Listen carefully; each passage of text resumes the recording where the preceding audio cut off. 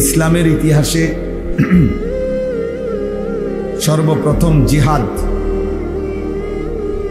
আমাদের প্রিয় নবী সাল্লাল্লাহু আলাইহি ওয়াসাল্লাম এবং সাহাবায়ে কেরামকে মক্কা থেকে মদিনায় হিজরত করে যাওয়ার পর সর্বপ্রথম কাফেরদের মোকাবেলায় যুদ্ধ করার সরাসরি অনুমতি আল্লাহ তাআলা এই সূরার মাধ্যমে, এই সূরার আয়াত নাজিল করে অনুমতি দিয়েছে।